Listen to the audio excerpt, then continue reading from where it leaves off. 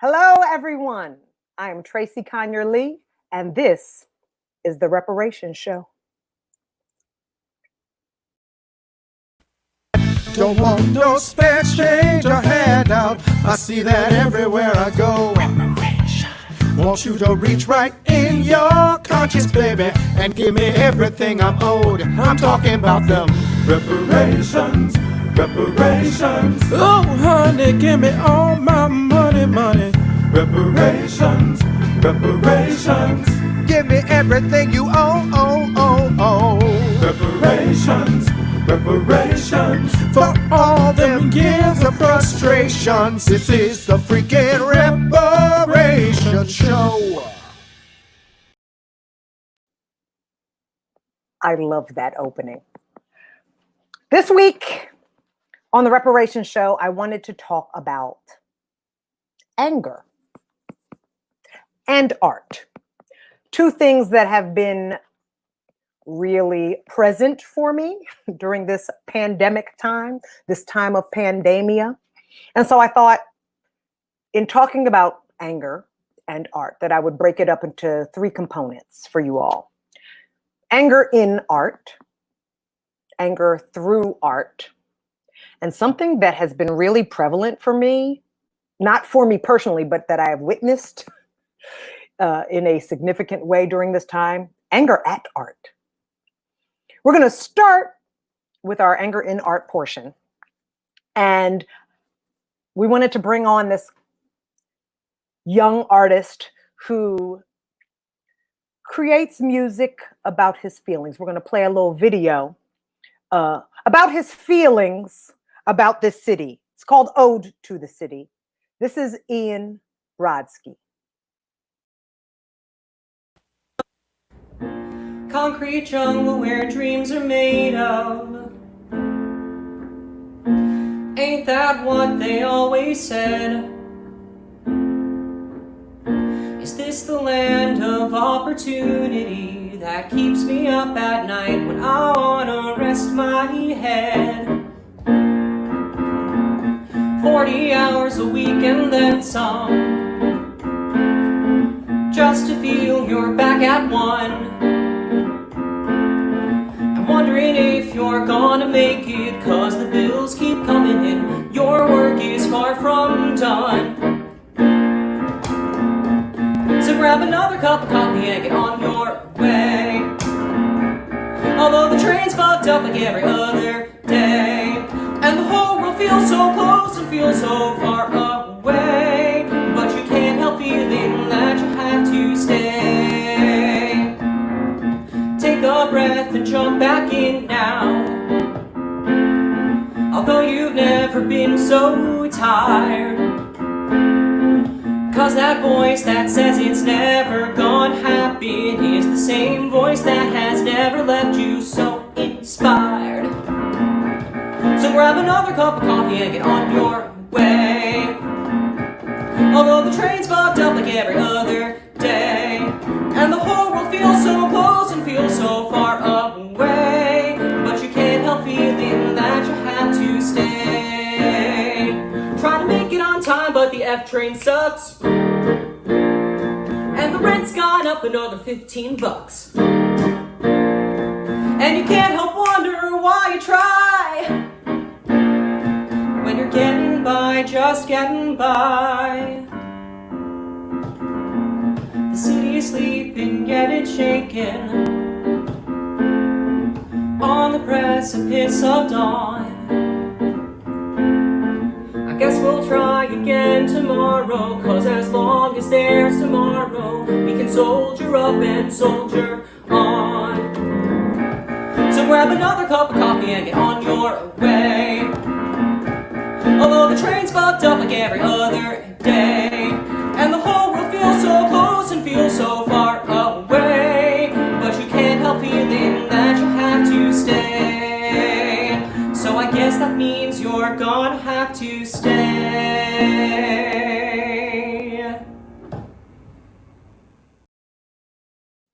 Yes! Okay, I'm about to bring Ian on because first of all, I need to know where he lives, that his rent increase is only $15 a month. Can we bring Ian in, please? Hi. Hello. Hi. Hi. This was fantastic, but I have some questions that I need to Go for ask it. you. First, I want to agree. Thank you for that wonderful performance. I have to agree. You so much. Oh, please. F the F train. I spent many years taking the F train down to the Crane Theater, where Horse Trade and Frigid is homed. And yes, every other day. Right. But I need to ask you, who's only increasing your rent $15 a month? So my real estate journey with New York City has been like a 1-2 punch of miracles. And this place that I currently I rent it. I was about to ask you for $1. I would have given it to you. And you know what? I will. This is the Reparations show. Send me your Venmo Yes, please. account. Give all the black people money, To answer please. your question, exactly. And that's why we're here. But to answer your question, the place that I rent currently is rent stabilized, I think is the term. Wow. So yeah, so the increase in rent is incremental, and I'm very lucky that I have found a place that has not put me out too much. Well, and yet, while it is incremental, you decided to complain about it in a song. So let me ask you about your inspiration for the piece. All right. I am a lifelong New Yorker. My parents are from the city. My whole family has been here in some capacity. Of course, they had the nerve to raise me first generation suburb, but I was always here, and I knew that as an artist, New York was going to be where I ended up. And with the connection there, it already felt like home. So moving to the city was the easy part, but no one truly tells you. No one truly tells you that New York just like doesn't fully want you here. Like I reflected in the lyrics, like you can work 40 hours a week in overtime at your day job and still just break even, or you can try to get there on time, but that F train is under construction and the next one's in 20 minutes. And the city can just beat you down and just destroy your soul. But at the same time, it is never not the greatest city in the world, especially in my eyes, especially in the eyes of my entire family from the time they emigrated here from Eastern Europe. And why? Why is it the greatest city for you? Why do you still love it, no matter what it feels? Thank you. Yes. I mean, I'm going to romanticize the crap out of this city, but I don't know any place that is going to be running 24 hours a day, where there's always an opportunity. It is the land of opportunity in a big way. It's flawed as hell, but there's always hope in there in some way. And whether that is finding little opportunities to create art like we're doing now, or like big old career opportunistic events, like that is all here. Whatever you want is going to be here. And if you can like stave off the fact that New York City is kind of trying to push you out, if you can like prove it wrong, then I find that like it rewards you in one way or another. And that's just all that, that thought has always been like in the Brown Brodsky family crest. Fantastic. Let me ask you, speaking of opportunity, or maybe lack thereof, we'll see. What has this pandemia been for you as an artist? What is that? What has it meant for you? Have you had any shifts? Have you had any plans that got thwarted that maybe sent you? You know my question. Right. What does it mean as an artist to be in this time for you in particular? Well, the short answer for me was like every gig that I had lined up has officially been canceled.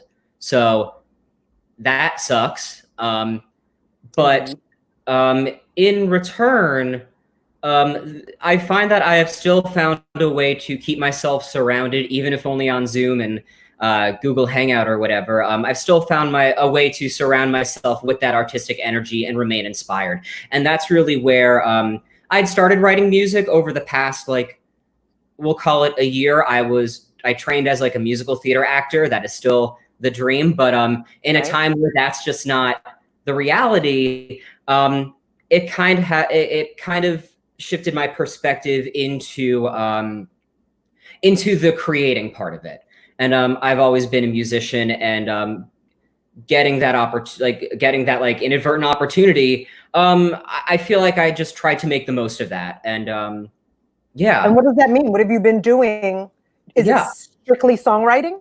It's been songwriting. I've written a fiddle tune, which has been a fun surprise.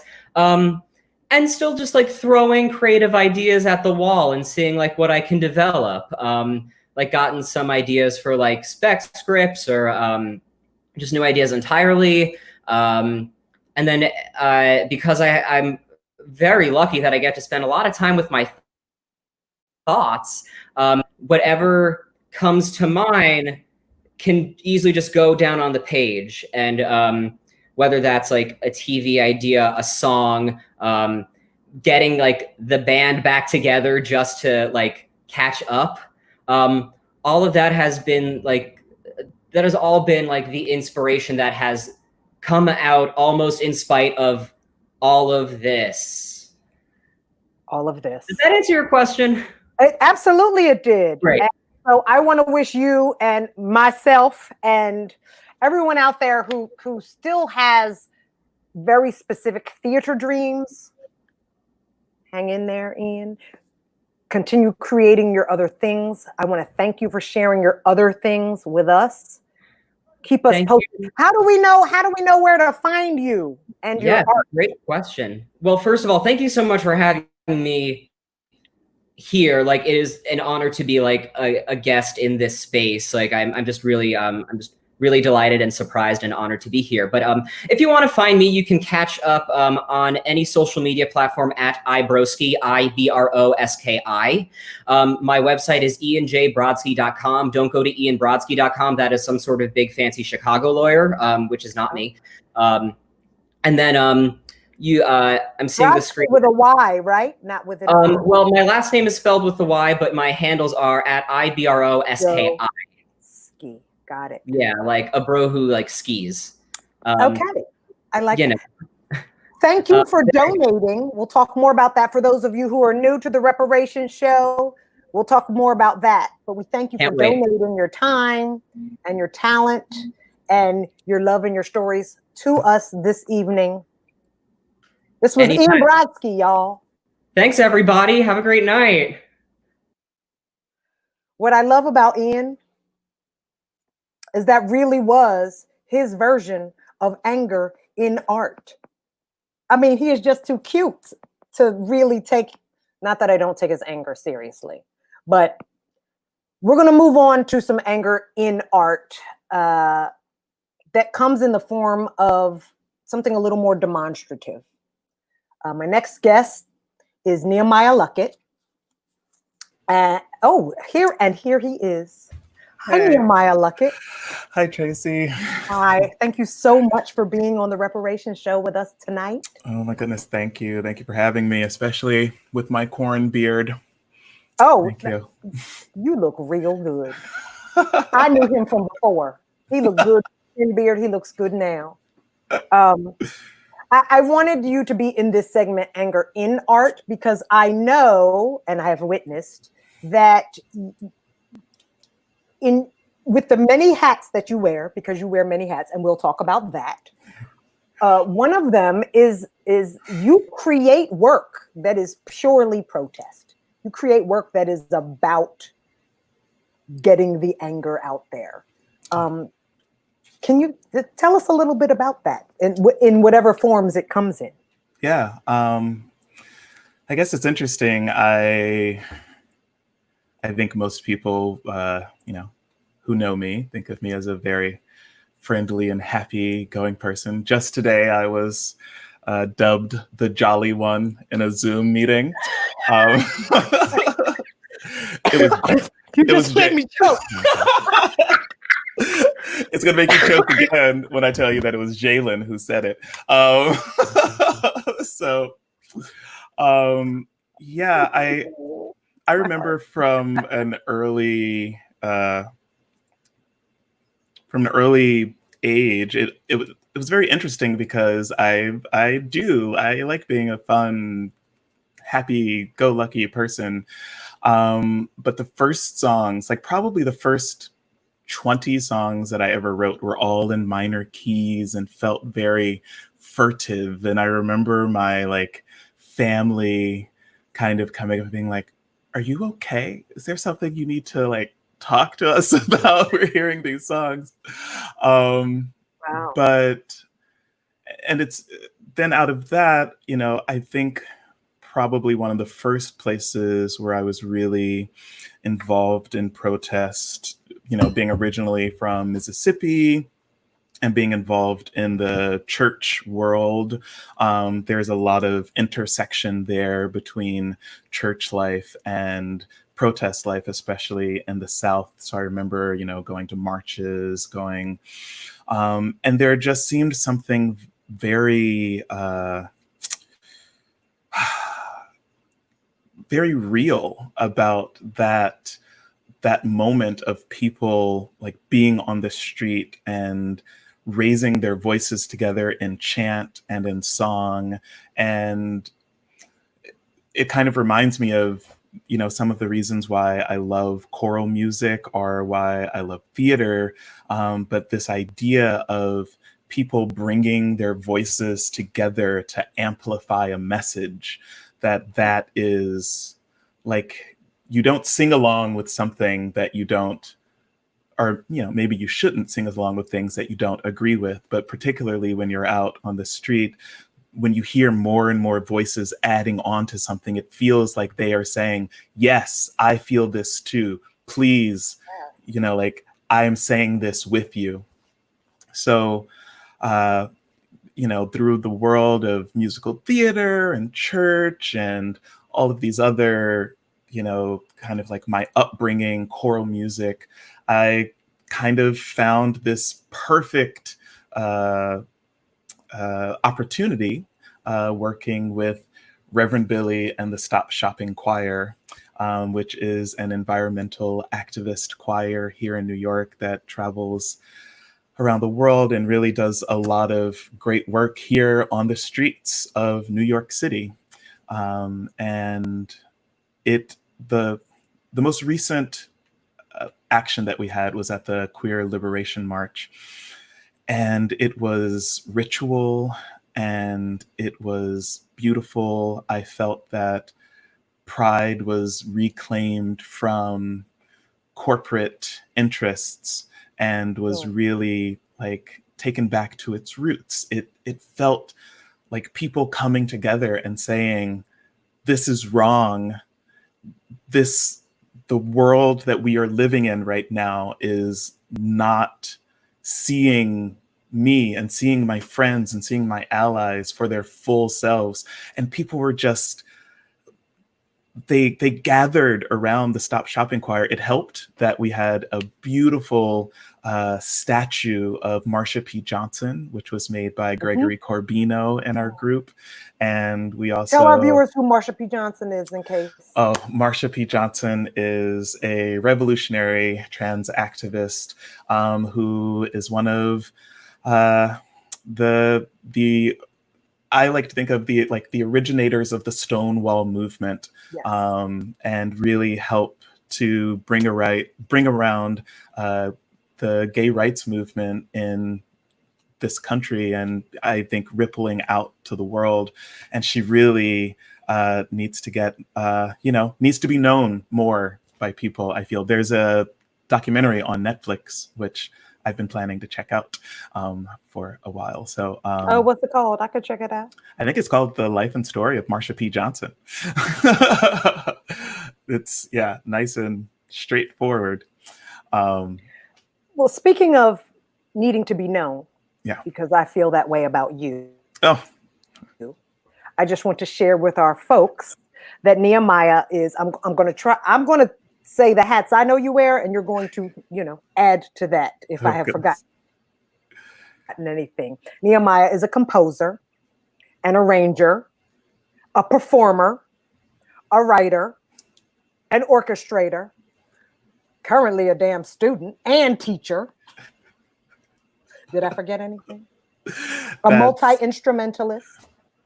That's more than enough. And I'm really... And a producer.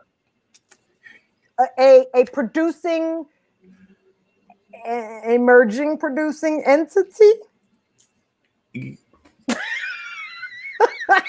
Time will tell, but yes, I love the idea of bringing people together and bringing opportunities to people, much like you and Kevin are doing today with this wonderful show. So thank you. I'm just hosting. Kevin doing the good work. I'm just hosting. I want to ask you, because you work, we're here trying to bring some element of live theater to the world as best we can, but you don't necessarily, certainly with your protest work, but your religious, inspirational work, whatever. You are not specific to the theater.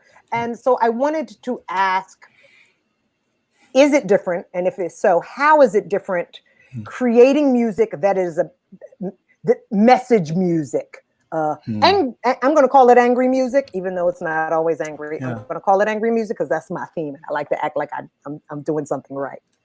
Yeah. I guess, I mean, personally, I think they're all very connected in that they just need to come from a place of truth and honesty. And I guess I feel that there is, in a lot of religious music and sometimes even in a lot of theatrical music, there's an idea of like, you don't want it to be too angry. You don't want to push people away or turn anyone off of this, which is something that I'm hoping is maybe shifting a little bit now, that maybe people are a little more open to understanding that there is anger in the world and it needs to be heard. So thinking about particularly like message music, I guess, there's a little more room to be authentic in the anger sometimes. Yeah. Well, I'm going to use this time while I have you to segue into our next section, which is anger through art, because you don't only create angry art or work where you're expressing the anger. Sometimes, and this is how I work, sometimes you just feel a certain something and it comes out in many different ways. Your anger can manifest itself in more positive ways, or certainly different ways than anger. And so I just want to talk to you about some of the projects you've got going on. You ain't got to say the ones we're doing together. I'm going to do that. Okay. Tell us what you're working on. Well,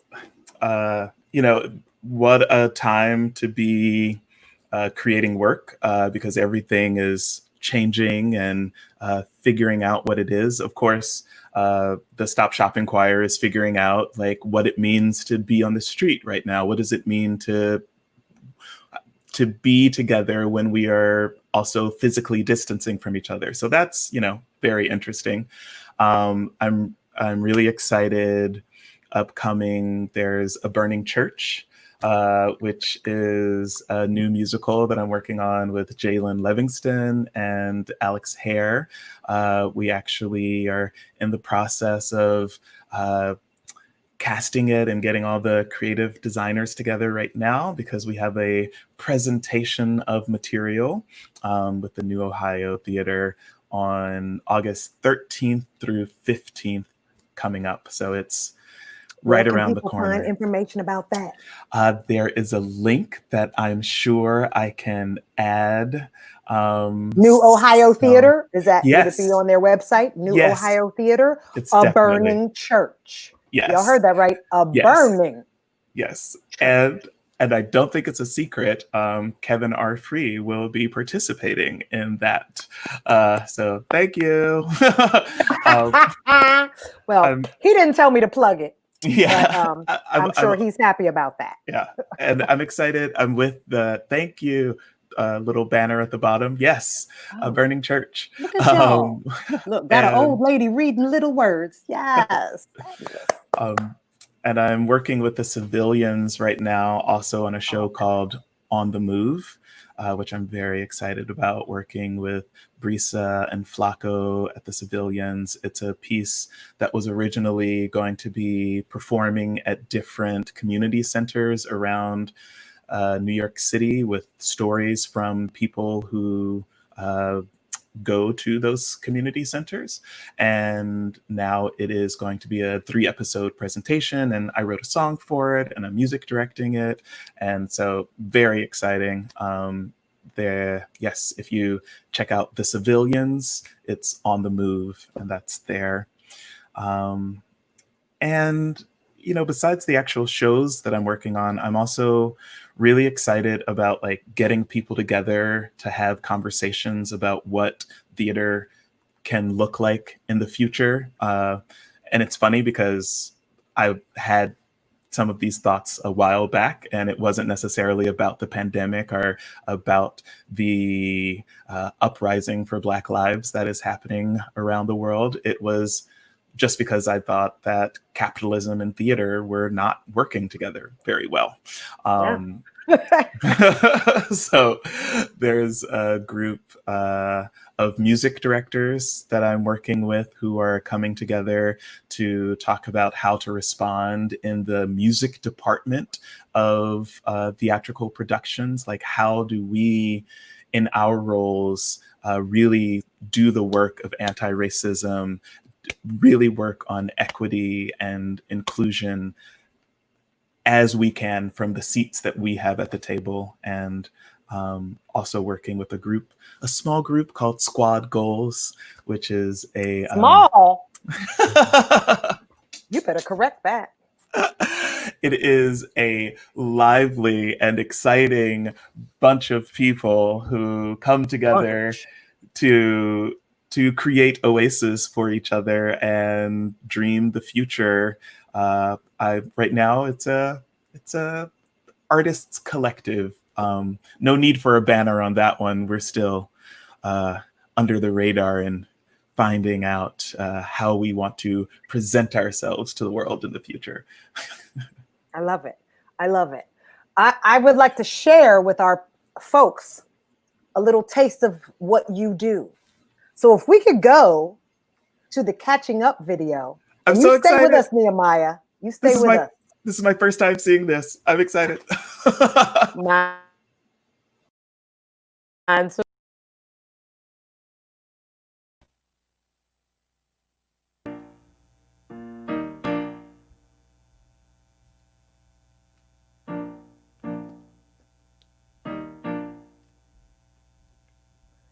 can I paint a history that reveals the truth of who we are, or will it stay a mystery that even with our civil rights we haven't traveled far, not far enough? Never catching up. They deem classic Ibsen and Moliere, Samuel Beckett too. They never stop to think, they scream, classic ain't made for you. Can I create a classic that cares how our dollar spends?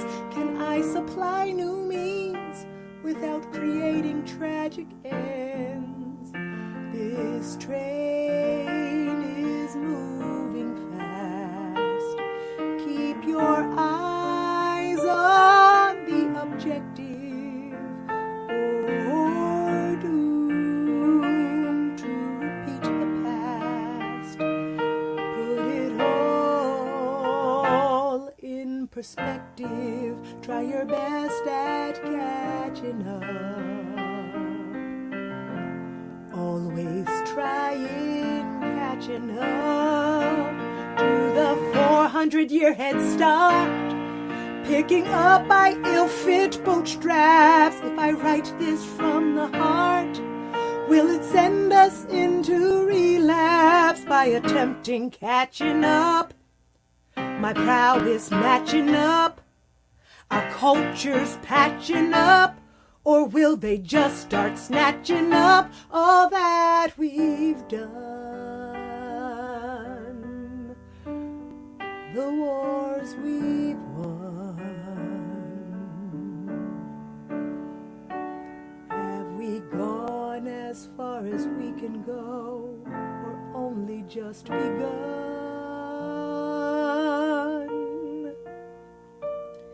Is there a down to catching up? Is there a down to catching up? Is there a down to catching up? Is there a down to catching up? Is there a down to catching up? Is there a down to catching up?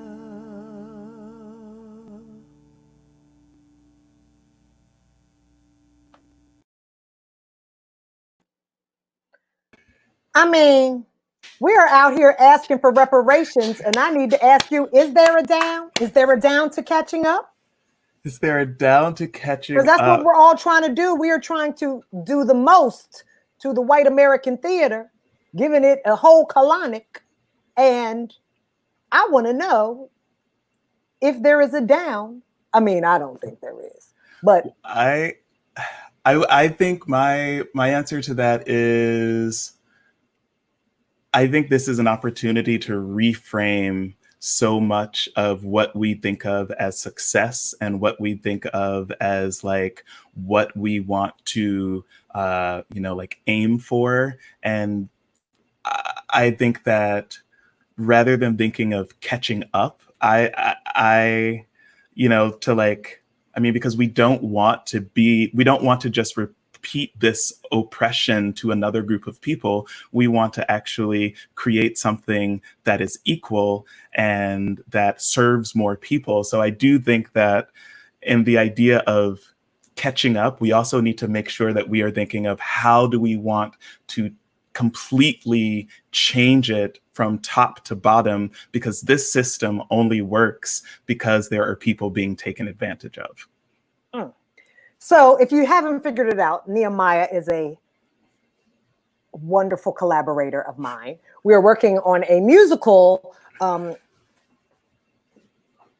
together called Triple Threats that actually the lead character is inspired a little bit by, not a little bit, is inspired by my frustration as an artist of color in the American theater, and who I then put on the frame of Kevin R. Free, my dear friend, whose frustration with art I have, with the theater, which has led to creating projects like this on his own. That is the inspiration for the protagonist of the play. And Nehemiah and I have had a ball creating the music.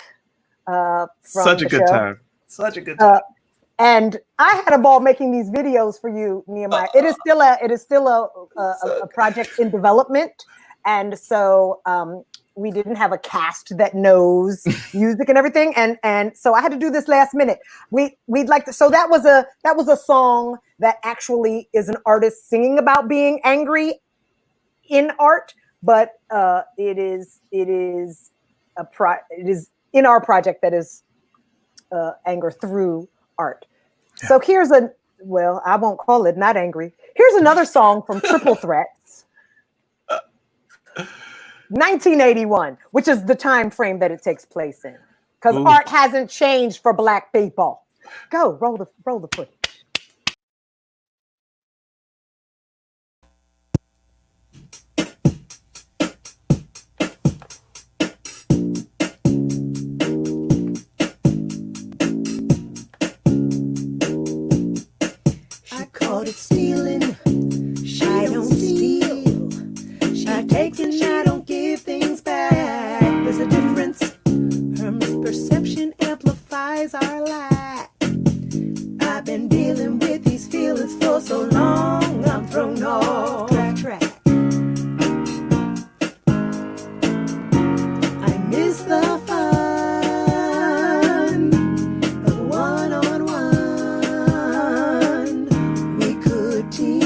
up again. He muses for the next Dominic Dunn.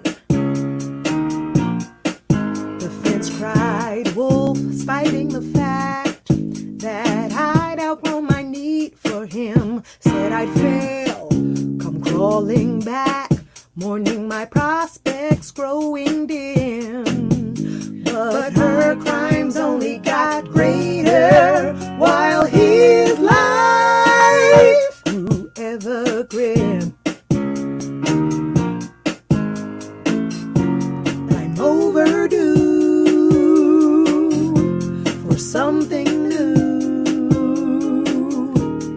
If not now, maybe change will come in 1982. The wanted poster at my good government job.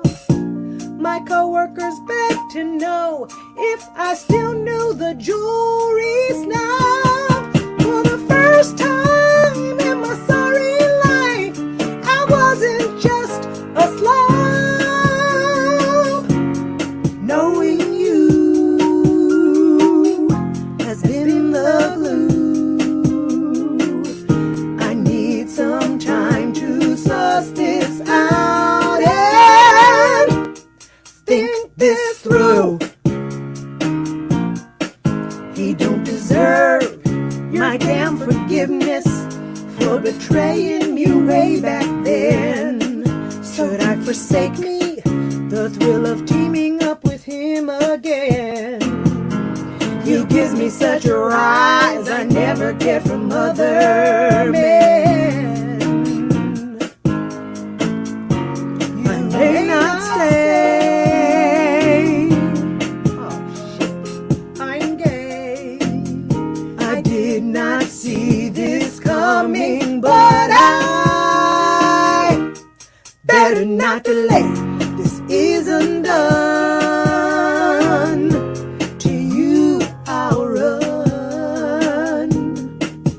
Can I tell a chick I love her in 1981?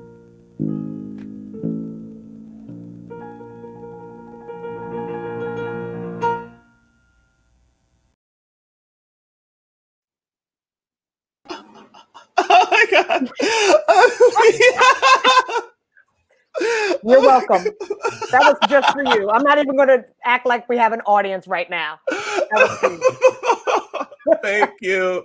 Oh my God, that's like, Thank you. Thank you the- for creating these songs with me. oh my goodness, Tracey, this has been like, I just have to say that from the time we met on at Buffalo all those years ago, I remember the train ride we took home, and you said you had this idea for a show, and I felt like, I was like, I think my life is about to change. I think I met someone who was about to I think my life is about to change. So thank you. And you went home and did your due diligence that night. That night, which is why I love working with you so much, Nehemiah. And before I send you off, I want to thank you. Thank you so much for coming. Y'all gonna pay him, right? The Reparations show, he black. I just want to say, because I love working with you so much on Triple Threats, it is such an honor that you are the composer for my newest piece of theater. It is a play, not a musical, but it did get shut down. A workshop production by National Black Theater got shut down because of the pandemic.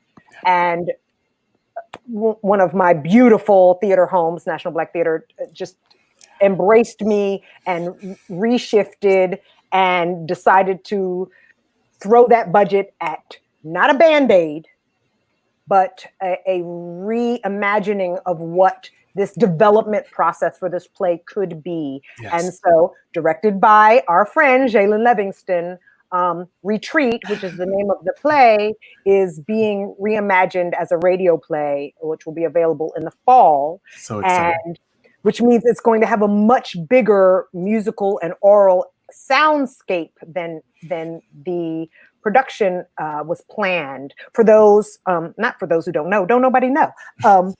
Retreat was inspired.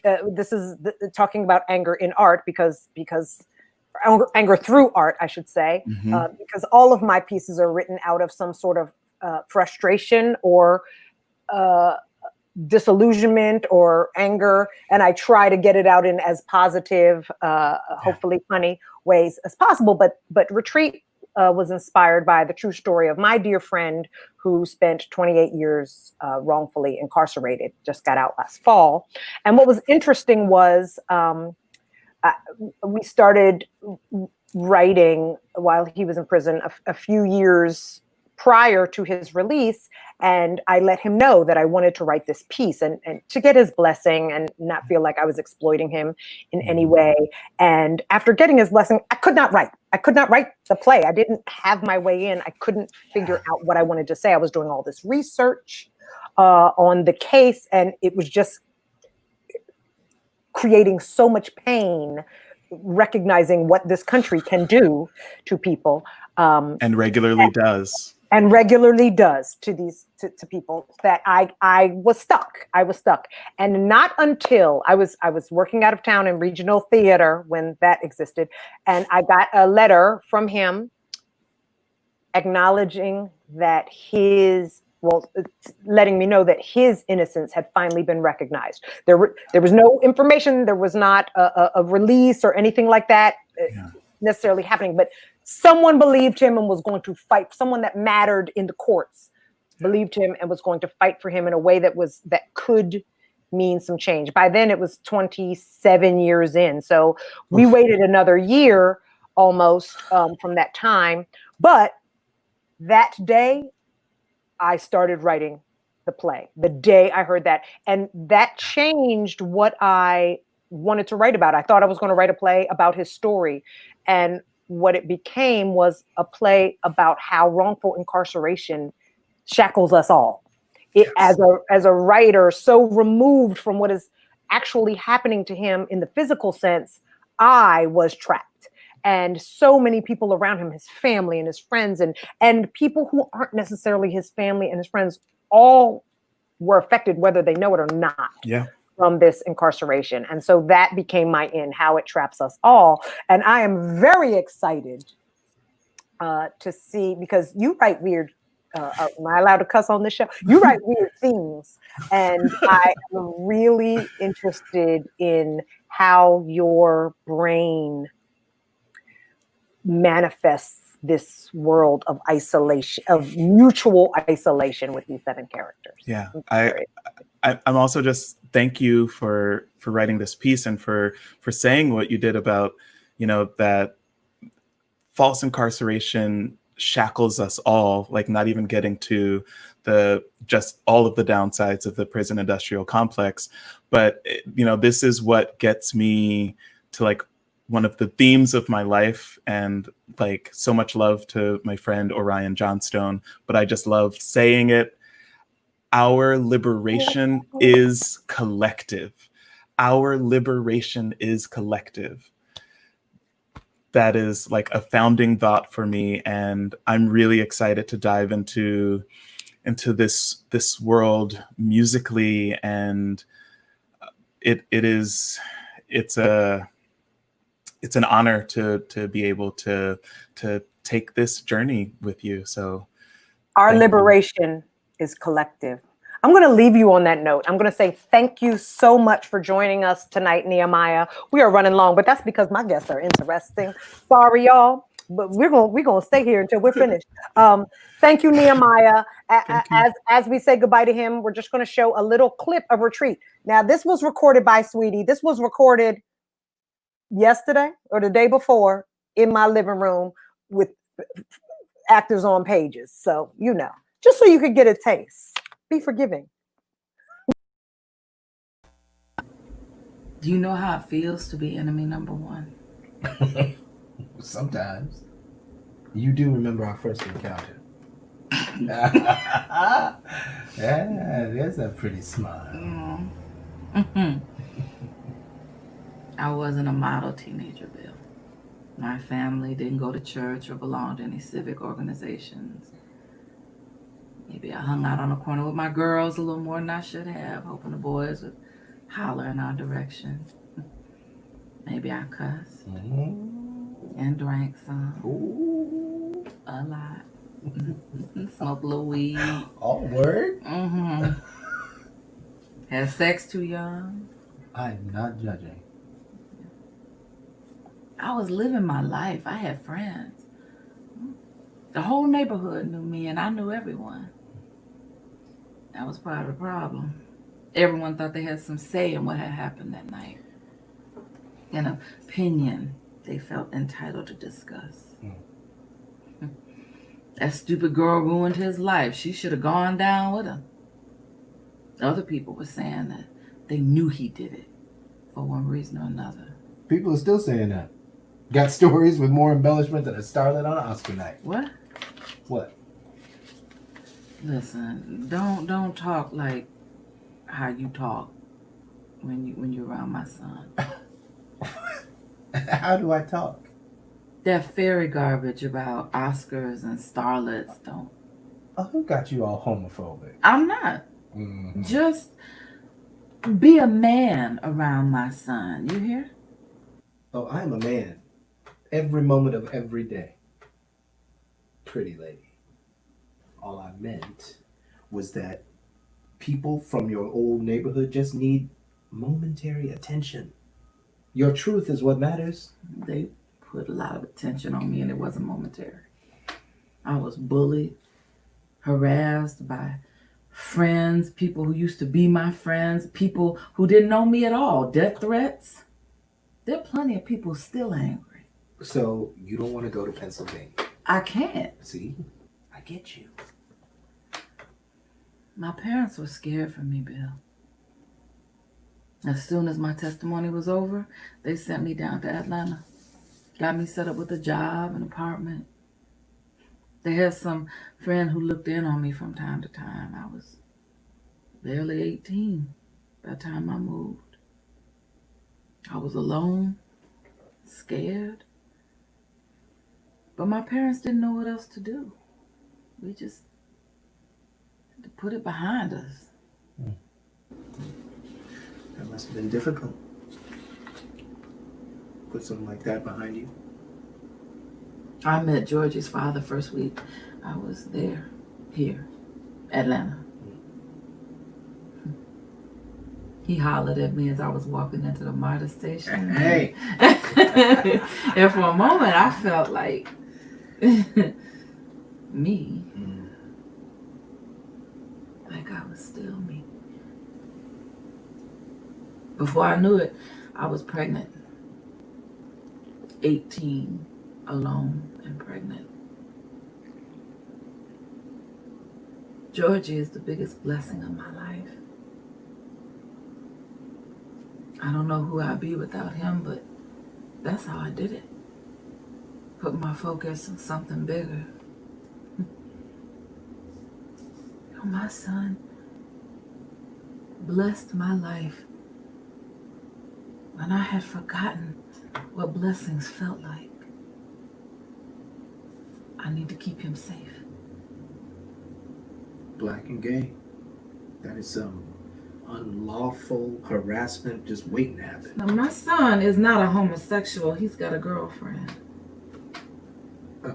I thought you were... Tell me more about Shantae. I want to know more about you. When did you leave Atlanta? Right away. I made an agreement with Georgie's father. It's not that I didn't want him around my son. I couldn't have him around me. I needed to change my life. Something was wrong and I needed to fix it. All of it. Enter Madeline Alstead. Yeah. Georgie's father was 20 and didn't really want that kind of responsibility anyway. I don't think he even told his family. I said goodbye to him to Atlanta, and immediately after to Corinne Johnston. Kiki. I miss her. She's right here. And she has every right to be here.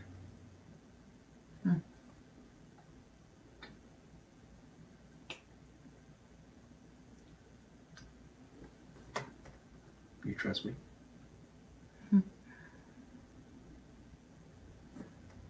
I've never been anywhere without Georgie since ever. I'm here.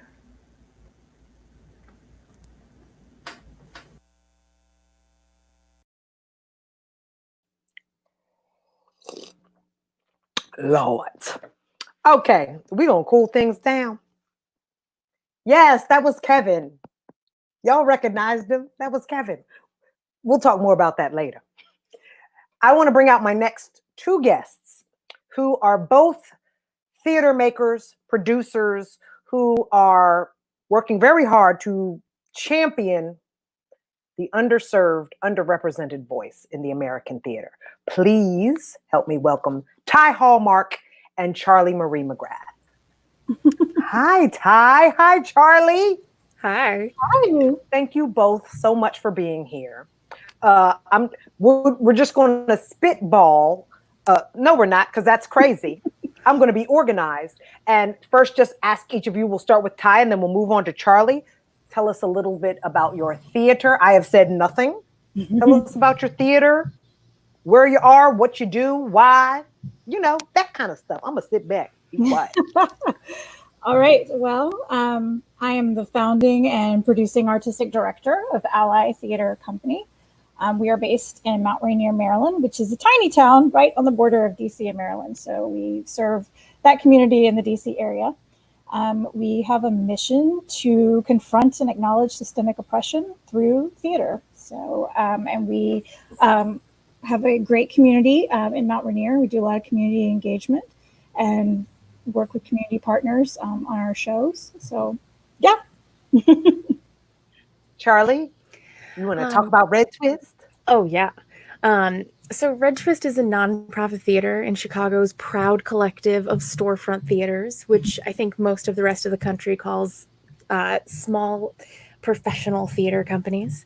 And it leverages its very small and immediately explosive space to create drama that is both searing and hopefully inescapable. We want you to think and to bring it home with you. Like I said, we're in Chicago. It's a very interesting year for Red Twist because the mom and pop founders retired this year, and they left it with me. So it is a transitional year for the theater, made even more so by the sort of great reset that's happening right now, which I think the theater and the entire theater community will benefit from. So it's an exciting place to be. I wanted to talk a little bit about the difference of founding a theater with a specific mission, Ty, whereas Charlie, you're inheriting a theater that had a mission that may not exactly align with what you would like its mission moving forward to be. I don't know what the mission was before. So we heard a little bit about Ty's mission. How did you know? What made you decide that this is what you wanted to do with theater, Ty? Well, I'm a theater lifer.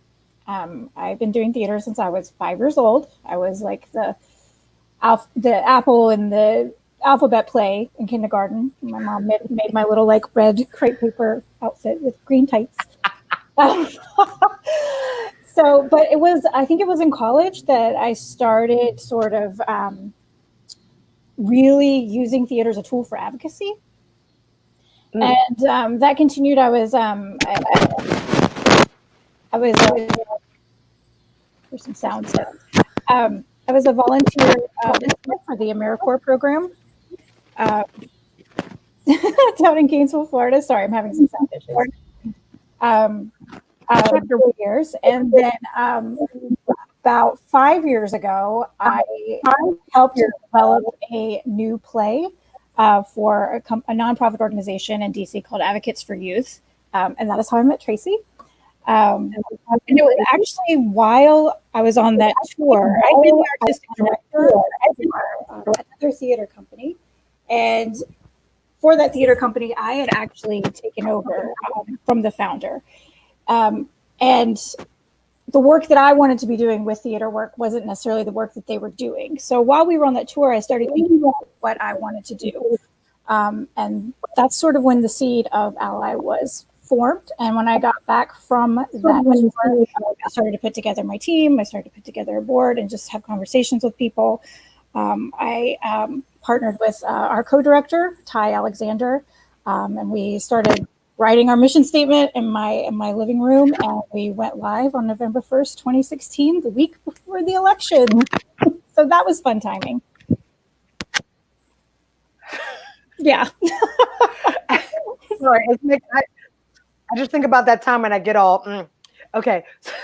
I'm gonna gather myself together and then say, Charlie, the difference for you in inheriting a theater and having your own specific personal missions, how is that aligned? I know it's only been not even a full season. Yeah, it's been pretty. Before you got hit with the It's pandemic. been pretty interesting. I will say that I did feel quite grateful to come into a theater where it felt like family. It felt like the ensemble was very invested, and some of them were excited and some of them were angry. And it was sort of like walking into Thanksgiving dinner where everybody's come with their own thing. And I love that part of our mission is based on our space. It feels like who we are, and Tracey, you've been in that space. You cannot escape what's happening on stage. And I think that's a huge benefit to the stories that are told there, depending on the stories you're picking. So for me, the personal alignment of the current mission and my own personal feelings has a lot to do with hiring and a lot to do with the season selection. Excellent.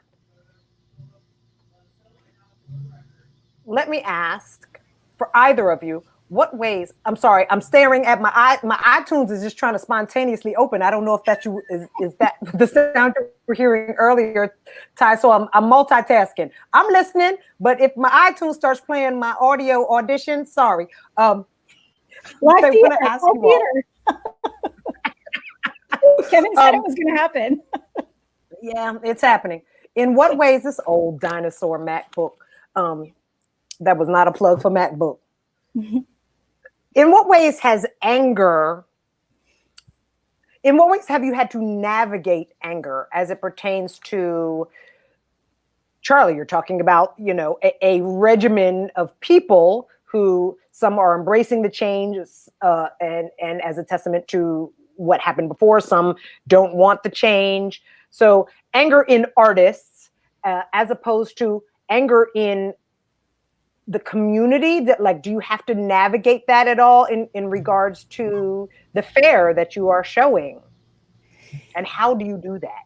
Yeah, and Chicago seems to be one of the critical leaders in looking for ways to make change right now and finding people to adjust or remove so that change can be made at a particular institution, like the week something breaks. There was Profiles Theater a while back, and then, yeah, Ty, I see you're nodding. That one made national news. Yeah. But, there's been Dead Writers Theater Company, and we just had a falling out with Pride Films and Plays, which might be great companies, but might have something inside them that is difficult to deal with, whether it's a sexism issue or a racial issue. So Chicago is a great place to be making art, because if someone thinks you can do better, they will tell you. So that's sort of terrifying, and it's also very freeing, because it's like, okay, great, let's do a play about Chicago cops killing black people. And it's like, okay, let's also do The Country Girl, which is this like sort of sweet play from the 50s. And let's cast that in a way that tells a story that maybe Chicago sees. You know what I mean? So it's not just, it's taking in as much of the anger as you can and sort of giving it back in a way that will hopefully progress the conversation as well as you can. And I like angry theater because I feel like the best theater comes from people who are in pain, as horrible as that is. I mean, theater of the oppressed is on everybody's minds right now, and so frequently for a reason. It's because the work that comes from it is so beautiful. So while I live in a world where I'm constantly like, no, let's pay our artists. We don't need them to be oppressed. You know what I mean? Like there's this weird tension there. I also want to be sitting in an audience where there's not a preacher, because I go to church for that, but there is someone who is maybe giving me something where my mind will connect dots based on what's going on around me, and I can reflect and think, oh, I shouldn't have said that. And I'm wondering if maybe the audience members around me will think, oh, yeah, right, we can change something, we can make this better. So that's, I'm not sure if I'm perfectly answering this question, but I find anger really useful because when people get angry, it opens up doors and windows, and then you can find ways to be less angry because we can give the world less to be angry about. You're perfectly answering the question. You can tell I'm a new artistic director because like I sound very like naive and like sweet and like, no, this is hopeful. There's so much hope here. We can build on this. But yeah, I think that that's also true. And I think we're lost if we don't have that hope. Well, as an artistic director who is not necessarily a novice as a founding one, but not as an artistic director in general, Ty, in regards to navigating in the DC audience landscape, how has that been? Yeah, so I come from that from two angles. One, I'm working in DC, which is probably the angriest city in the country right now, since 2016 and before. So we're kind of used to it, I think. But for us, the whole issue of anger through art started at the very beginning when we are crafting our mission statement. Because our mission statement specifically says we are going to confront and acknowledge systemic oppression in America. That shouldn't be something to be angry about. That should be something to be celebrated because it needs to be confronted. But it's a statement that's going to make people angry. Mm-hmm. And as I do with so much of our work at Ally, I look to my co-director, Ty Alexander, who said from the very beginning, this is the work we're going to do. But how we're going to do it is we're going to wrap it in velvet. And we're going to get the people into our house, and then we will unwrap the velvet package and let them just sit there with it. And that sort of philosophy has really, I think, worked for us because we invite people into our house in a very welcoming and warm way. We're in a space where there really hasn't been a lot of theater. We're in a community, I should say, where there hasn't been a lot of theater. So for a lot of people coming, this is a very new experience, going to see live theater. We've had several people come to our shows who tell us, like, this is the first time I've ever seen a play. So that's really exciting. So we want them to feel like, welcome, come into our house. Our house is your house. I say this all the time, too. Like, my goal for Ally Theater Company is for our community to own it, to feel like they have ownership, that they can influence the work that we do. So we have, for every show, we make a signature cocktail, which has been very popular. I'm familiar with those. Yes. They were good. They're They were themed. good. We have a company mixologist. He's amazing. And so, and we just get people in, we wrap it in velvet, and then we put on our show. And we very oftentimes we have to make sure we have talkbacks. We keep the bar open after the show so that people can talk to us. My big thing is programming and tying community programs to the different shows so that sometimes we can present a counterpoint to what is going on with the show. So that's a lot of the work that we do. And I mean, in DC, we're very used to political theater and being political. But I agree with Charlie. Like, I don't want our work to be for people to come in and feel like they're being preached at. I want there to be a story being told, and I want there to be characters, and I want people to see their lives reflected. I don't want them to feel like they're coming in to get a lecture on, what they've been doing bad or, that kind of stuff. So we really work when we're developing new plays to make sure that we're really helping craft that story. That is awesome. Thank you. Hold on. Let me, my eyes have been wandering at my iTunes. Let me see what else I got. Oh, yes. In whichever order. What is next? We're in a time of pandemia. So what is happening? And while they're talking about what is, I don't know why I'm yelling. While they're talking about what is happening, can we scroll? That green scroll was cute. Can we let people know how to find Ally Theater Company outside of DC in Mount Rainier, Maryland, or in DC? Because sometimes you change spaces, yes. And Red Twist Theater, and Red Twist Theater in Chicago. Can we scroll that green thing? Anyway, so tell us what is happening with the theaters during this time? Have you made plans yet? Do you know what they are? So we were actually scheduled to be sort of on a hiatus anyway. The timing of this really worked out, although we did have to close our show that was going on, Rashida Speaking, which I was directing, did have to close after 3 performances, which was very sad. So in the future, we're hoping that we're able to get that show back up. But we had planned not to produce any further this year because we just wanted to take a second. We did our first show in 2017 and we were just off and running. And it has been a very hectic 3.5 years of producing. And we wanted to pause and take a breath and make sure that, we were doing right by our community, we're doing right by our company, look at our leadership structures, look at our company structures. So we're getting to do that, which is really, regardless, which is really nice. We are talking about possibly having a virtual event this fall with a community partner and trying to put something together. So, okay, awesome. And what is happening at Red Twist? Red Twist is sort of in an exciting place because Chicago just moved from phase 3 to phase 4 of 5 phases. I don't even know what these phases mean. What does that even mean? I hear we're in phase 4 in New York, and I'm inside. In Chicago, it means now people can make choices to bring us all back to phase 3, which is where we're headed. So, yeah, okay. I know. But our mayor just closed down the indoor bars. So we're going somewhere. They were open. Okay. Oh, yeah. Yeah. So that was super exciting for everybody. Everybody got to go out for a weekend. Wow. Right now the theater actually tragically had to close a beautiful and moving show a week early. Damn.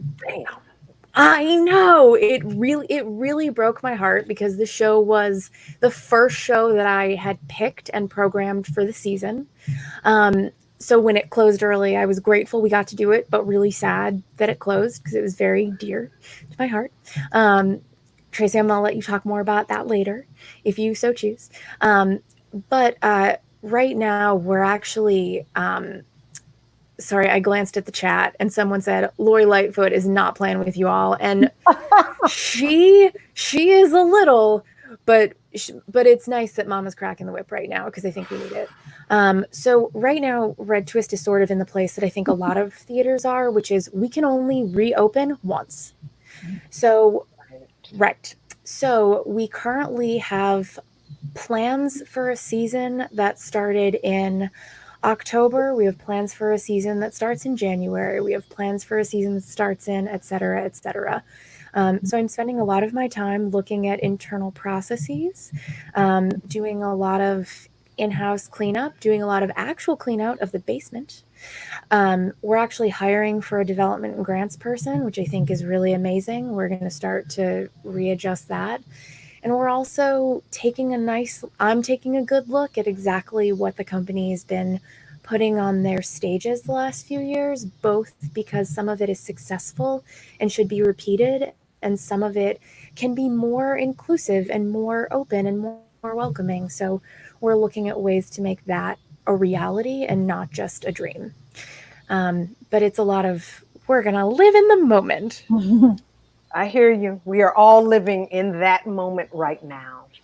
Well, before I send you on your way, I want to say I invited these ladies here because they're very dear to my heart. Both of them have produced a play of mine. Lord, here comes the iTunes. Wait a minute.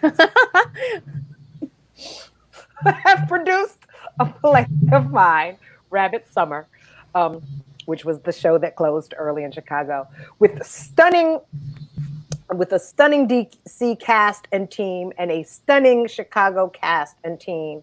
And I just want to thank you all for embracing my world and my work, ladies, both of you, and say thank you for championing the underserved voice, but also just, I'm no theater star, produced theater star. So the fact that you took your chances on me and my work was really a gift to me.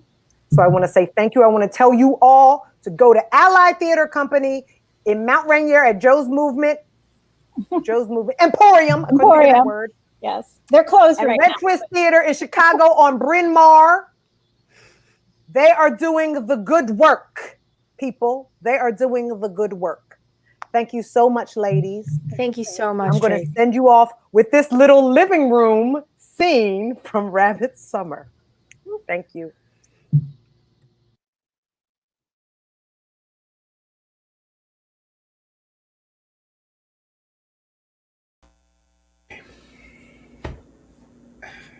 I didn't mean to raise my voice. I'm glad you did. It's real, Wilson. I'm just sad it took Claire to get you there. Your lies got me there. You owe your friend an apology. Why is she getting what I've been begging You've for? been begging me to be like Reggie. I want you to deal with the parts of you that are born of him. That's all the parts of me, Ruby. Every time I look in the mirror, I see Reggie staring back at me, telling me it's natural to have other women. It's natural to cheat people. I'm a hustler at heart, woman. Don't you ever forget that. That is hard to undo in a boy. But the awareness is what makes me such a good damn cop. I undid as much of it as I could because you deserved better than that. And because I deserve better than to be that brother people don't feel safe around. I became that black guy that white folks invite on boating trips and golfing. I became that father that black kids in America are told don't exist. I'm that guy, Ruby. I exist. I am not perfect. Is that what you want to hear? Fine. But I am the living cliche of a good black man. And my drive to leave the precinct every day in my car and not in an ambulance is tied to being that man for my family. It's tied to teaching how to be that man to my son. But you have lied to that man. You humiliated him in his own home, accused him of things he hasn't done. With one gesture, you have tainted the legacy that has taught him bravery and endurance with an arsenal of disrespect.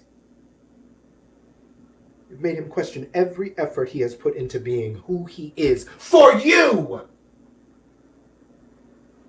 How is that man supposed to come back from that? By living in the real world. The real world? As ugly as it is, by really living in it, by laughing when things are good, but crying, kicking, and screaming when they're awful, whenever they're awful. By letting her daughter know that she can kick and scream too if she wants to without making you feel ashamed.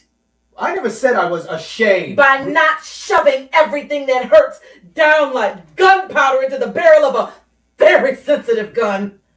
One day that gun's gonna go off, babe, and I'm scared of the man you'll become when that happens. I smile instead of cry. Because if I don't, then someone might get hurt. And that someone might very well be me.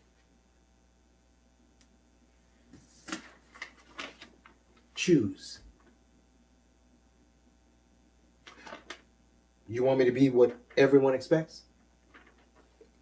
You want me to release that black male pattern passed down to every generation of fathers who behave how it feels to be the most feared animal on the planet? You want me to become the very thing that haunts my thoughts? Choose, Ruby.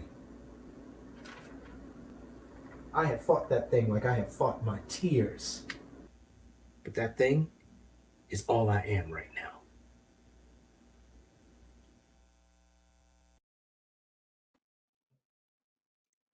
This week in Reparations with Kevin R. Free.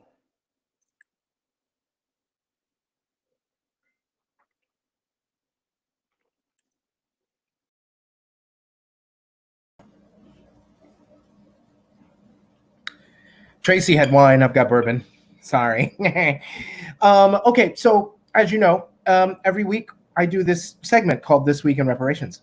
And this week, I'm bringing you the first of several conversations that I had with Tony Award winner Rachel Chavkin. We had a beautiful, lovely, lively conversation, and then I talked with members of her team as well. And before I give it to you, I just want to say, you know, it's okay if somebody calls you a racist, because we live in the United States. And I was raised in the South, so I just believe that every white person is a racist and that every black person has somehow been complicit with white supremacy at some point in our lives without knowing that we've done it. The difference between being a racist and being an anti-racist, I think, is that when you are an anti-racist, you are thinking about the ways in which you have been racist in your life. When you are a racist and you're just mad because somebody called you a racist, you're just sensitive. And while I am sensitive, I was really appreciative of Rachel Chavkin responding to the accusation that she was a racist white woman who was afraid of a black man. She responded to that by saying, I failed and I want to move forward. So when I saw that on her Instagram, I figured out how I could reach her, and I asked her if she would talk to me about that failure as a leader. And this is the first conversation. You can roll the video now, Morgan.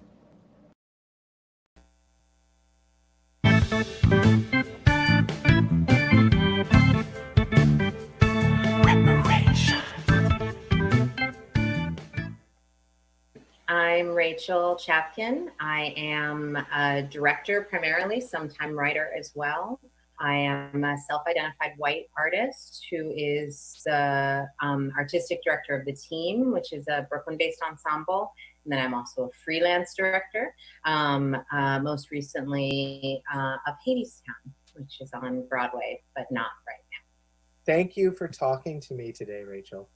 I'm happy to talk to you, Kevin. It's been like a continuation of what has been a conversation, and I'm excited for it.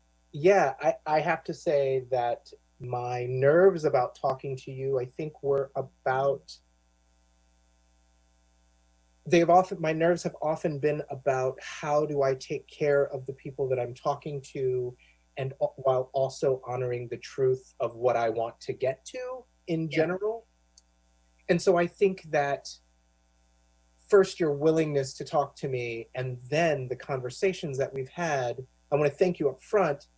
You have helped me to clarify what the Reparations show is going forward, because I think that the show itself, as it grows, is becoming kind of a document of what Black and Indigenous artists are thinking and feeling during the time of COVID and all of this uncovered racial unrest.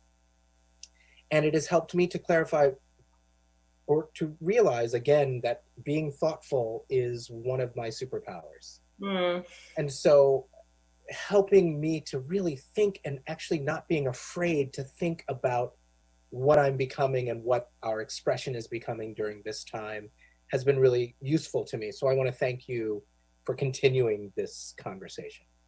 Well, thanks for saying that. Yeah. So before we talk, I want to bring up, well, but not before we talk. This is a part of the talk, but I want to make sure that I bring up Montana Levi Blanco so that we can talk about not all of his allegations, but the most serious allegation that he brought up in his video that appeared on Instagram a few weeks ago, in which he said that your agent called his agent and said that he was an existential threat to you and your child. Yeah. Yeah. So it's hard to hear the words. It's hard to say the words out loud, right? Yeah, totally. And yeah, most especially for him to think those words. Yeah.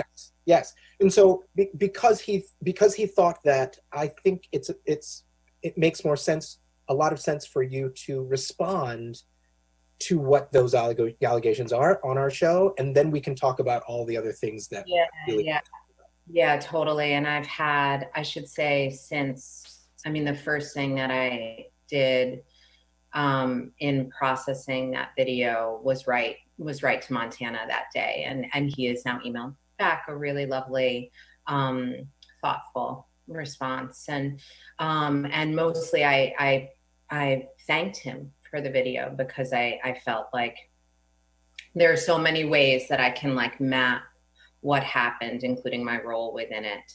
I do think it's important, and I should say, and then since that time, I've been having a lot of one-on-one conversations. I mean, both about that and about everything that's happening. I mean, our field is in spasm already because of COVID, and the fact that we can't be together or be with audiences in live space, and then of course the movement for change, for equity, being led by BIPOC artists, by We See You, and just the extraordinary stuff that's happening. And so I've been talking with all these collaborators, and the one thing that has felt really important to address is this particular allegation, because it is, I think it's such a serious allegation.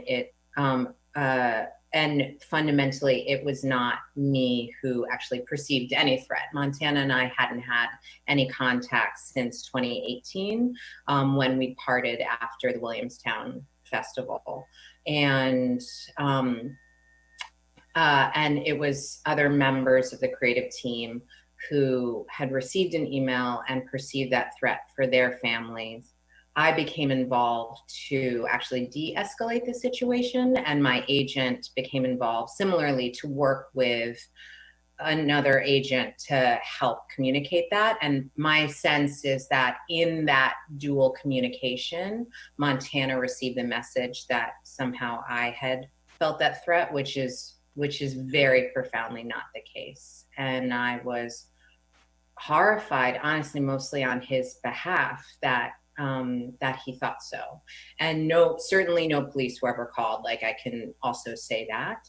And I take the responsibility as the director and a leader of the project that I became involved in this way. But I certainly, I did not feel threatened. That was not me.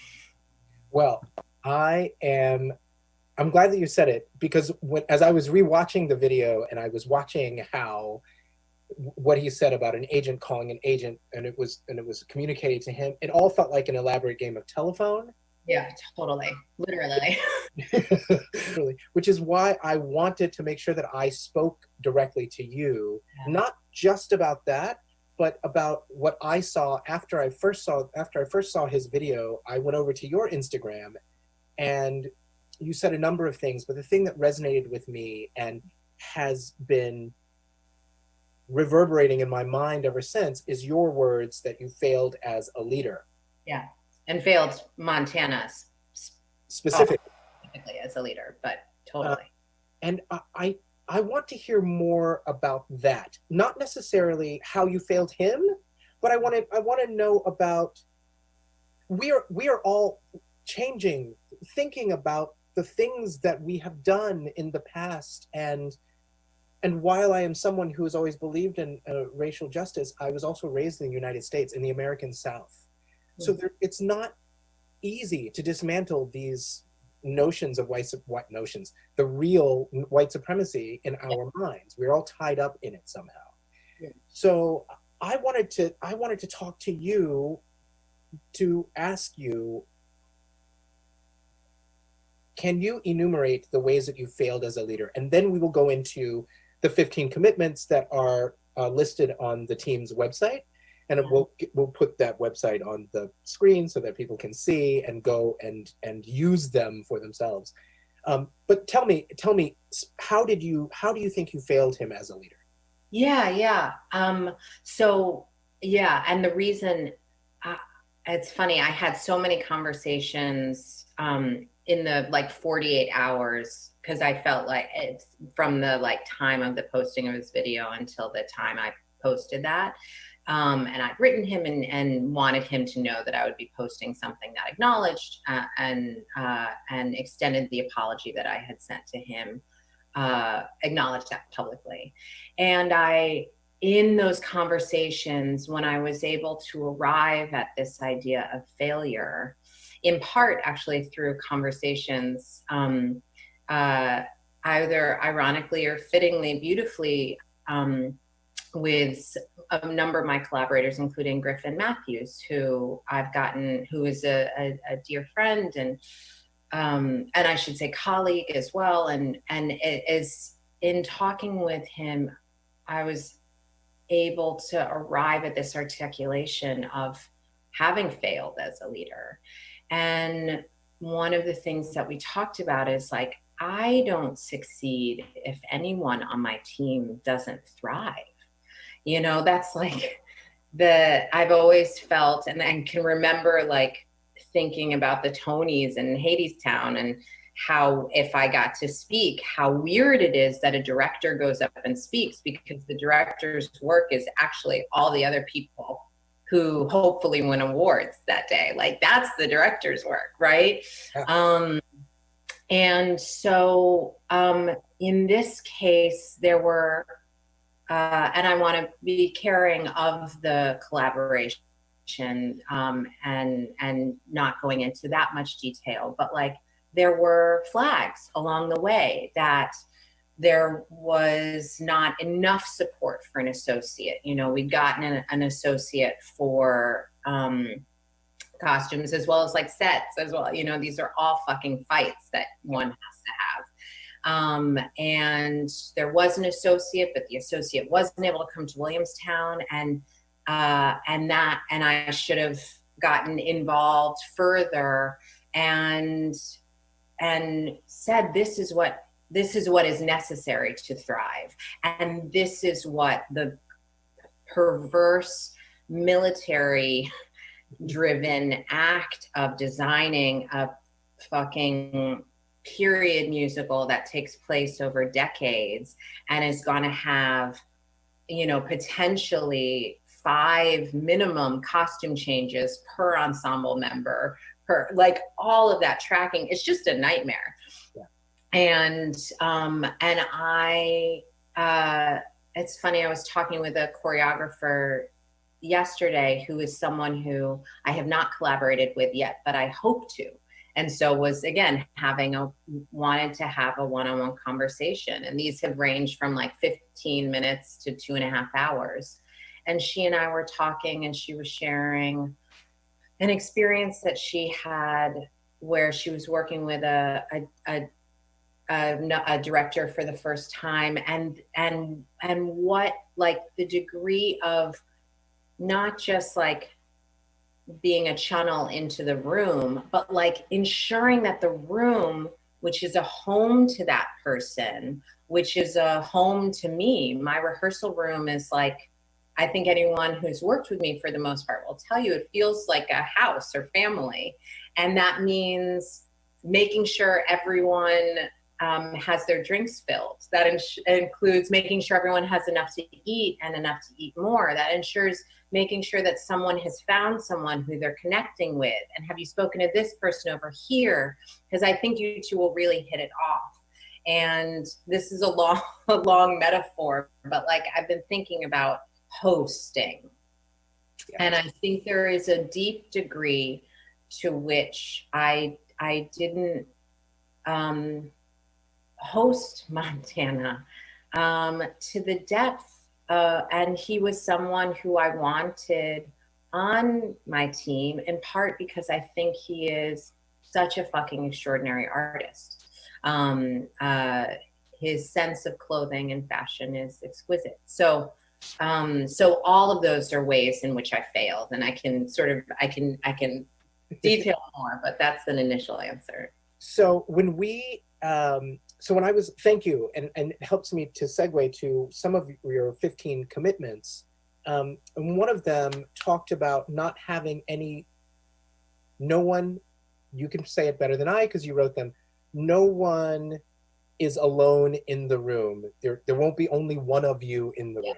Yeah, right? That's how I crudely put it, which is of course an invitation to like the fact that we're all these like multilateral Venn diagrams of identities, right? Like you are not just, well, I should say, would you say you are Black identifying? Oh, yes. Yeah. Yes. That was my sense, but like you are not just a Black identifying man. You are a queer man. There are so many different ways. I am a white woman. I am a woman. I am cis het primarily. But yes, one of the commitments is to try to ensure to the best of my ability that no one is the only one of themselves in a space. It's interesting you say that. First, I think we're going to have to schedule a whole other interview to talk about how you are cishet primarily. Oh, sorry. My husband might have a part of that or not. Well, you're blushing.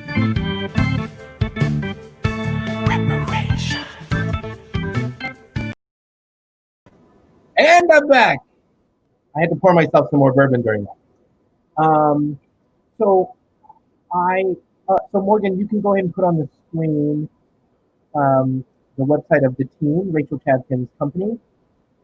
Go to that website, go to the first page. There are 15 commitments about what they're going to do in rehearsal and how they're going to carry out rehearsal from now on. And we're going to talk about that next week and the week after. And please tune in so you can watch all of that. My audio is a little muffled, I've heard. If you can't hear me, but I don't have a mic, so I'm just going to get closer. So I want you to be able to hear me. Okay, so Betsy Hodges, who is the former mayor of Minneapolis, wrote an op-ed in the New York Times, and she basically said that whiteness wants comfort because it doesn't want change, and that is a thing about whiteness. There's beeping after my syllables. So, I'm a beeper. It's the 90s. So Rachel Chadkin, I know, was a little uncomfortable talking to me, and I told her to please lean into the discomfort because she wants change and she's working on change. And I just want to applaud her for doing that, and to thank her for coming on. So I want to bring Tracey in to talk to me again. Tracey? I can't hear you. Now I can. Talk. Nope, can't hear you. Everybody's muffled. It's the muffled show. This is our longest show yet, and we are muffled. I think I heard. Oh, am I muted? Okay. Okay. Sorry. Ian says I'm here. I'm here. Good, so no? Can y'all hear me? Everybody, can y'all hear me? Yes, Tracey. Yes. Stop screaming. Because it's me. I run my mouth. Can y'all? Zoe. Morgan, Everyone somebody can hear you. type Yes. Stop something. yelling. Kevin, your sound is good. What about mine? Just let's What about just mine? read the chat for the audience. Let's just read the whole chat for the audience. Okay, Oh, awesome. listen. I had to turn up my air conditioner because, it's hot in your house. I've been there. ooh, child, these menopausal days, honey, it's hot up in here. I must be going through menopause too, or maybe it's the bourbon. Listen, I have to say that I am so happy that I talked to Rachel. Mind your business. I turned the air off so you could do a scene. I'm happy that I talked to Rachel because you know how when you don't like somebody, it's hard to like their art. And I like her so much. I was so concerned when I saw that first video accusing her of those things, and so it was really great to have a conversation with her. It just was a lovely, lovely experience. I want to thank you before we start talking about people being angry at art. I want to thank you for hosting a beautiful, thoughtful show. I want to thank you for having all these beautiful people on the show. Nehemiah, I want to thank you most of all for Redemption is beautiful. the video of you and that other you. That was my favorite thing that has ever happened in my life, I think. Okay, so let's talk about people being angry at art. You are so frozen. What is happening? Are you? Oh, Lord. Oh, this show. You're an asshole. I just cussed. You're allowed to cuss. I have no idea what you said, but I'm glad that you cussed at me. Listen. Okay. I made that the last segment. Yeah. Oh, my. Okay, so I'm frozen. I think you gave your laptop. Can you hear me? You are. I hear you now, but you're frozen. Listen. My computer's like. Your computer's like done. That's why this show is supposed to be an hour, because your computer is dead. Listen, I'm going to talk for a second about being angry at art, and then you're going to log out and come right back in, and we're going to show a video after I say a couple of things. So people are angry at art, and that is a thing that Tracey has noticed, and she was about to talk about it, but her computer's acting like a bitch. So what I'm going to do, not a bitch, just like an awful thing, an awful person. Anyways, what I will say is that there are a bunch of people who are mad. I hear you now. You said you were just going to listen. There are a lot of people talking shit about Hamilton, the show. And I remember thinking, as people were talking shit about the show, girl. Put some frozen shrimp on because you. Somebody kick her out of the studio. I'm just listen. No. Okay. So, anyways, people were all mad at Hamilton, and I remember thinking, I'm not mad at Hamilton at all for any reason, but I did hear that they had to fight in order to get residuals when they were doing that movie. So I'm really, really happy that they got the residuals. So our plan now was to talk to somebody who is of the generation that most appreciates Hamilton, and talk a little bit about some of the protests happening on TikTok. So roll the video, Morgan, and then afterwards I'll introduce our final guest.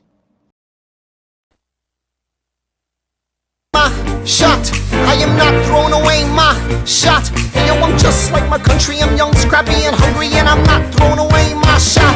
I'ma get a scholarship to King's College. I probably shouldn't brag, but dag, I'm amazed and astonished. The problem is I got a lot of brains, but no polish. I gotta holler just to be heard with every word. I drop knowledge, I'm a diamond in the rough, a shining piece of coal, trying to reach my goal. My power of speech, unimpeachable. Scoff, I just scoffed at you. Did I hear that you were listening to Lil Pump or Lil Uzi Vert? Like, listen to this real rap. How does a man... E-X-A-N-D-E-R, we are meant to be a colony that runs independently. Meanwhile, Britain keeps shitting on us endlessly. Essentially, they tax us relentlessly. Then King George turns around, runs a spending spree. He ain't never gonna set his descendants free. So there will be a revolution in this century. Enter me. He says in parentheses, Don't be shy. raise a glass to freedom, something they can never take away. No matter what they tell you, ain't this about a bitch?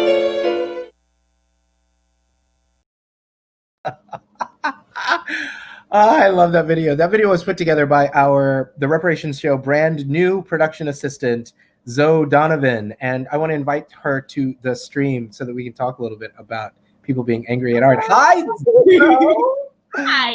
How are you? I'm good. How are you? I'm fine. We are running so long, but it has been such a lovely show. It has been.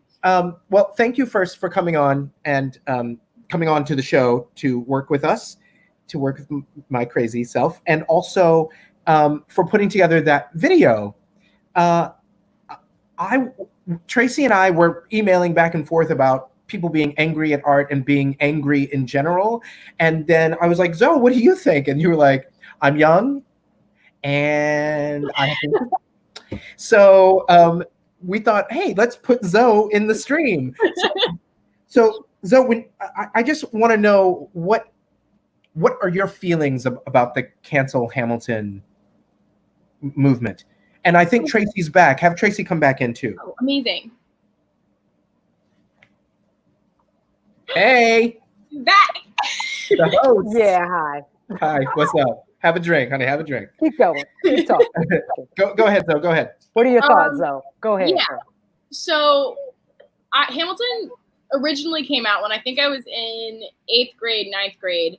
And all of my theater friends lost their minds over it, as we all did.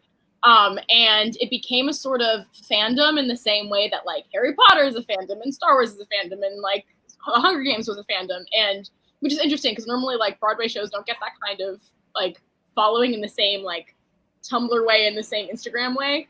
And so I kind of followed that whole tribe and absolutely fell in love with the show, and eventually got to see it. But now that people are talking about French was popular like that. Oh yeah, that's what I remember. My mom schooled me. My mom's also in theater, and she really schooled me about that. I was like, this is the first time something like this has happened, and she was like, honey, rent me. But yeah, so now that people are saying we are glorifying these founding fathers who were quite obviously slave owners, I think that both sides are valid. I think we can still love the show while I think we can still love the show while also criticizing it, because I absolutely agree we shouldn't pretend the slaveholding didn't happen. I personally am a little bit uncomfortable with the one line that's about Sally Hemings but doesn't actually address the whole issue about Sally Hemings. So I don't know. I think both can exist at the same time, and I think people saying that they can't is the issue, really. Zoe, I have seen the show twice, and the first time I saw it, I was glad that I had listened to the cast recording. And so what I want to say out loud to you is that and this is just sort of to tell you how old I am, I wasn't aware that there was a line about Sally Hemings in the musical. There is. So does Thomas Jefferson sing about that when he comes in and says, "What did I miss?" Yeah. So in What Did I Miss? He's like, "Oh, I got a letter. Sally, be a lamb, darling, once you open it." And that is it. That is the only mention of her. And I remember I actually was calling some of my friends last night, and I was like, "Guys, I have to go on this show and talk about what our generation thinks about Hamilton. Let's all chat about it." And one of my friends brought that up, and she was like, "He didn't have to include that line at all. There's no reason to." So I don't know. I think it's a little bit problematic to want to try to neatly package this very complicated and very traumatic history into a cute little package. So I feel like that's my one ooh, maybe not the best idea. But yeah. I mean, I think from hearing that, I wonder if, I in the plays that I write, there's a lot of edgy comedy. Question. Go ahead, Tracey. Did you say it's questionable?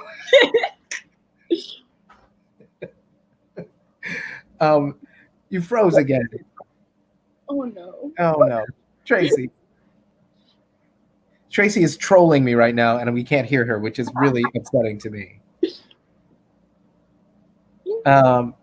So I end up writing things that are kind of edgy and funny, but they're more funny to me than they are, I think, to other people sometimes. And so what I wonder is, was this an attempt at something edgy? It's I often write things about having a conversation, and I wonder if Chapter 1 is trolling me right now, but it's commercial theater, so maybe like it's not about conversation; it's about entertainment. Yeah. Oh well. I wish that we could hear Tracey right now. That makes me very sad that we cannot. Yeah. So when the TikTok kids were doing young adults were trying to cancel Hamilton or saying things about canceling Hamilton, did you participate?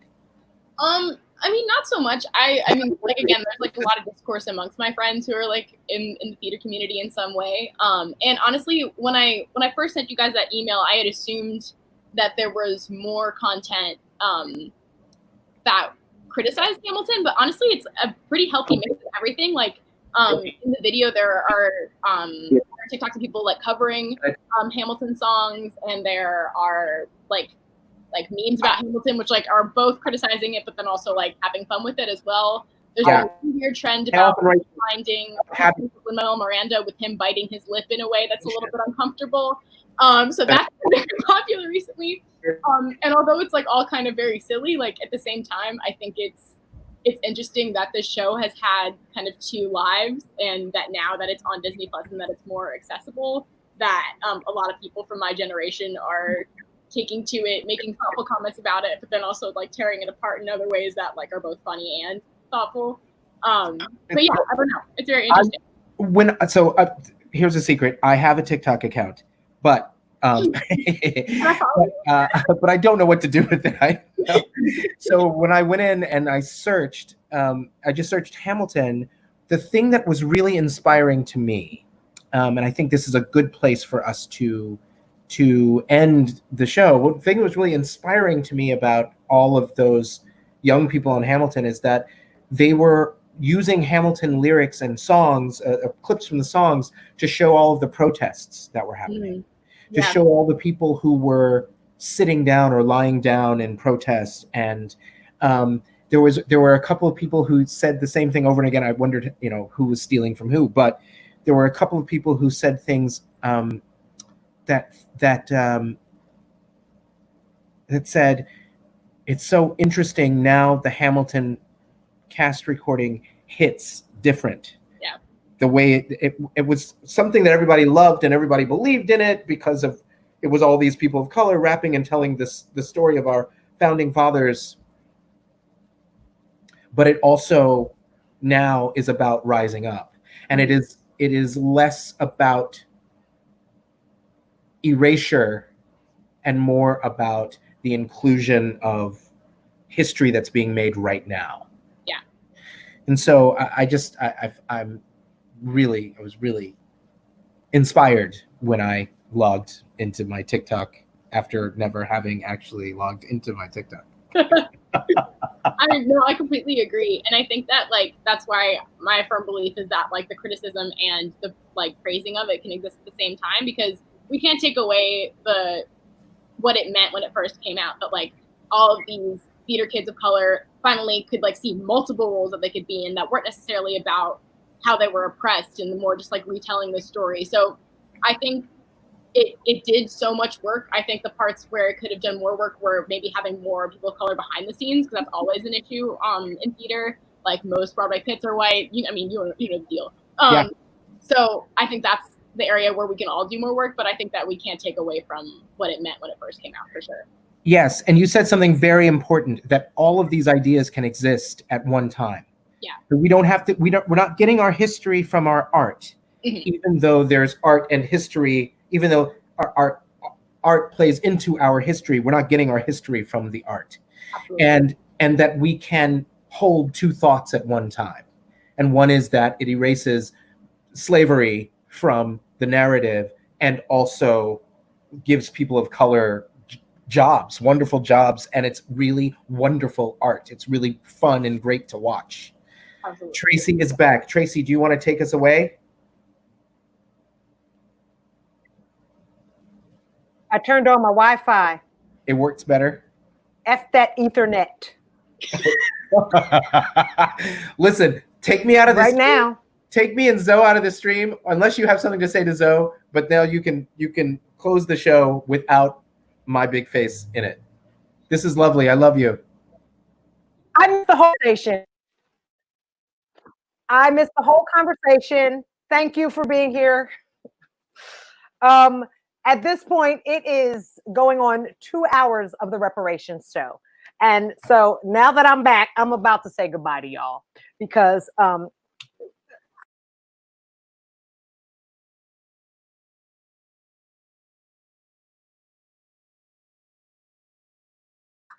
maybe they covered it, but it is a subjective thing. It is, all art is not for everyone. I had someone, maybe they're watching this stream. I had someone who went to see the Book of Mormon when it was brand new and it was all the new hype. Oh my God, there's this crazy new show. And I had someone who was raised very heavily in the church who went to see the Book of Mormon and called me instantly after and was like, oh my God, Tracey, I went to see Book of Mormon. And I said, how was it?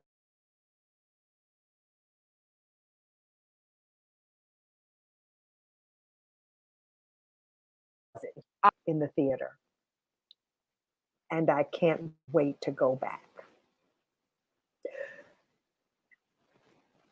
That's what art does. I love that someone who recognized how wrong so many of those sentiments were and felt that and acknowledged how wrong they were for his spirit, for his humanity. But to him, for him, the art was good. The prowess of theater making. Did the storytelling exploit people? Hell yeah! But the prowess of the theater making is not an isolated thing. And we can't, whereas you separate the artist, mute R. Kelly. I'm all for muting R. Kelly, but we can't cancel art all the time just because we don't like something about it. Pedophilia, I feel like cancel.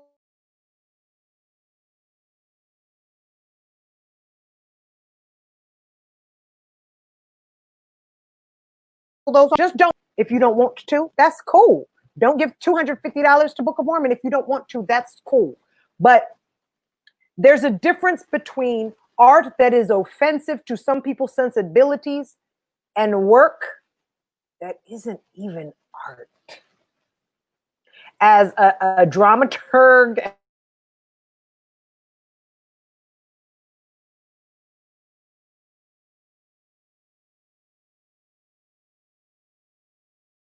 and a work that regarding art yet.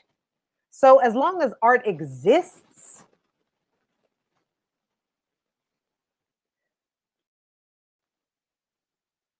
let it breathe, let it exist. Hate it if you want to. Be angry if you have to. That's a lot of energy. I like to put my anger up into this election. But be angry at art if you want to. You have every right in this free country. But recognize that we need all of the art. I like to think so. Put your energy where you're going to put your energy. But if something is well written, well crafted, I'm like, let it be out there so that haters can hate, lovers can love, and we can live our lives. Now, I would like to just thank everyone who put up with this internet situation. But my wonderful guests this evening, Ian Brodsky, Nehemiah Luckett, Ty Hallmark, Charlie Marie McGrath, Zoe Donovan, who wasn't even my guest. I didn't even get to talk to her. Kevin talked to her, but whatever. Thank you for being here, Zoe. I'd like to thank the team of the Reparations Show, Joey Neal and Morgan Johnson. Thank you for dealing with, the craziness that is the internet when everybody's trying to be online at the same time.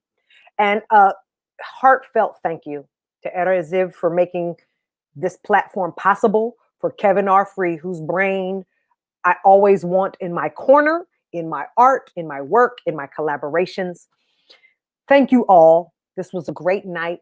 I hope you all thought so too. Please tune in next week when your host will be Kyra Sims, and there will be more on that conversation with Rachel Chavkin, and it will include some special guests. They Black, y'all.